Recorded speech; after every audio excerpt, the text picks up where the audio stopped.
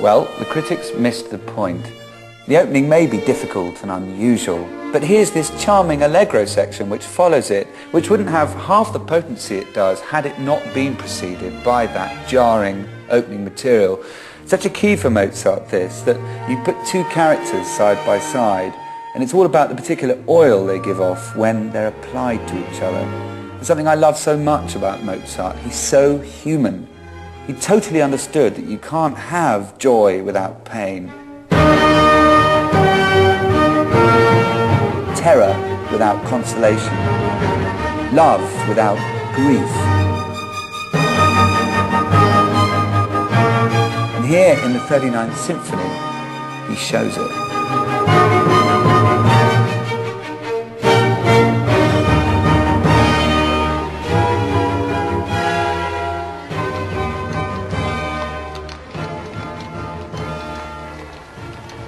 In defiance of critical opinion, Mozart continued to find new ways to innovate. In the second half of the 1780s, his writing for small groups of peers and friends was reaching its height.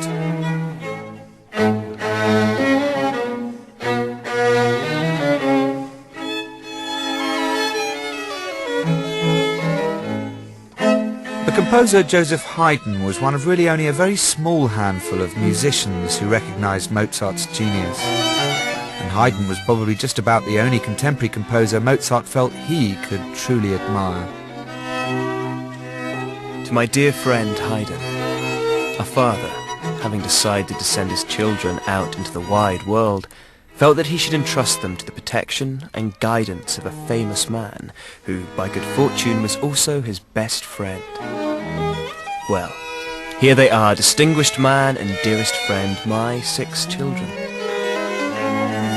May it please you to welcome them kindly, and to be for them a father, guide and friend.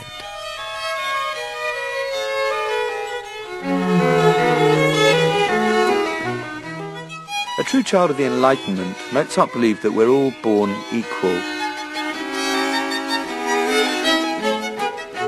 And in his quartets, as well as his late symphonies, there's a sense that every instrument has its own clear voice, in music of high sophistication.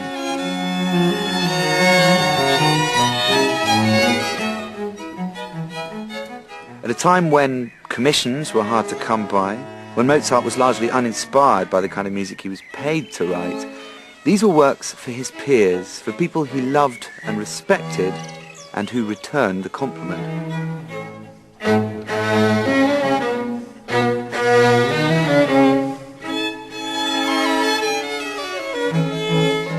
We never had enough money that summer. Despite the fact that my husband was working all the time. If not composing for himself, then teaching others. Usually extremely pretty, rich, young, aristocratic ladies. And once again? Who doubtless didn't have to worry where the rent money was coming from. Just whether they could get their arpeggios right.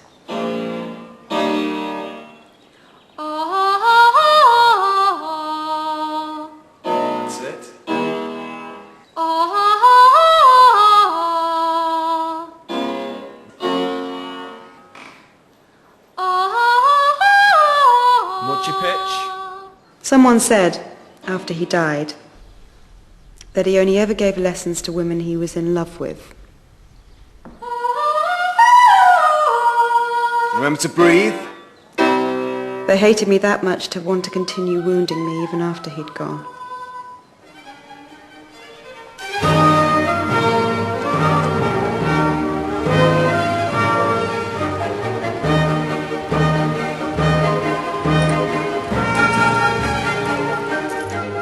Mozart's financial affairs were reaching crisis point. Throughout his life, when things got difficult, his instinct had always been to take to the road. Now he set off on a whistle-stop tour, leaving behind Constanza and their only child, Carl Thomas. Look after your mother for me. Yes?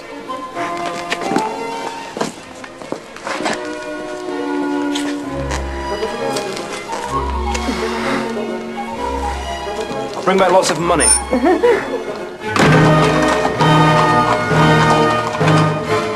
His plan was to play at the great courts of Central Europe, desperately hoping for the commissions he so badly needed to keep afloat.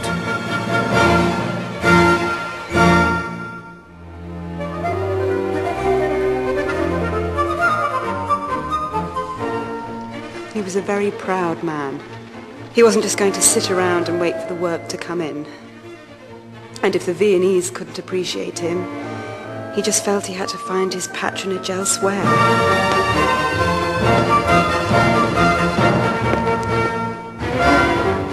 I don't think he really enjoyed it. But if we were to survive in Vienna, he had no choice.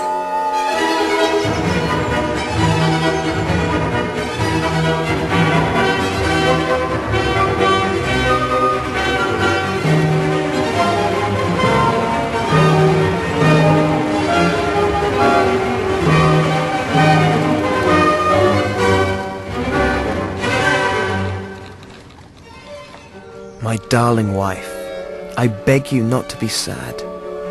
Take good care of your health, and be careful when you go out into those spring breezes. Remember that every night before going to bed, I talk to your portrait for a good half hour. I kiss you and squeeze you 10,9,050,000 times. I am forever yours.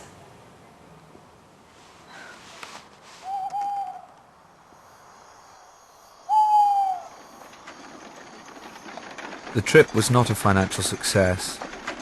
There was much applause for Mozart's work, but little in the way of profit.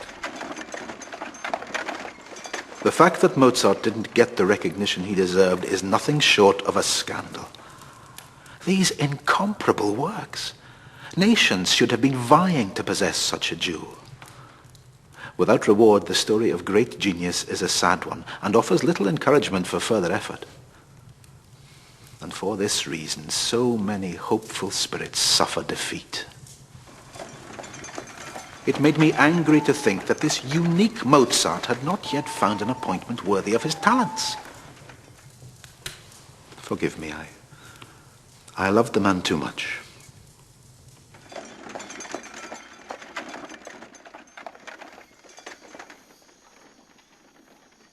After 2 months, Mozart returned home with only a fraction of the hoped-for commissions in his pocket.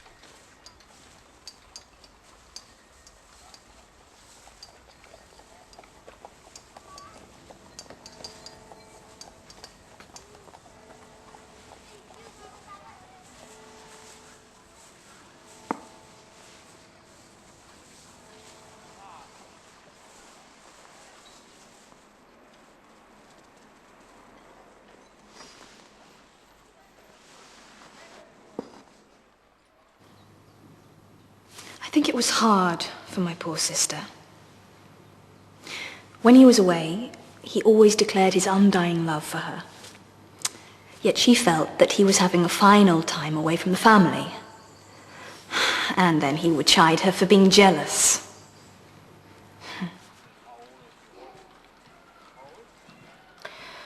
You really should get some of your winter coats altered. Do you want to take them or shall I? Wolfgang? What?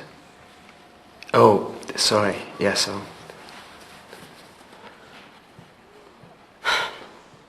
And Puckberg wants to know if he can come to some of your rehearsals.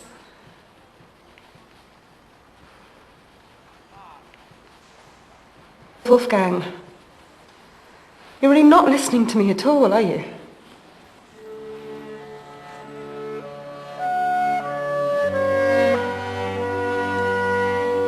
Oh, he loved his family.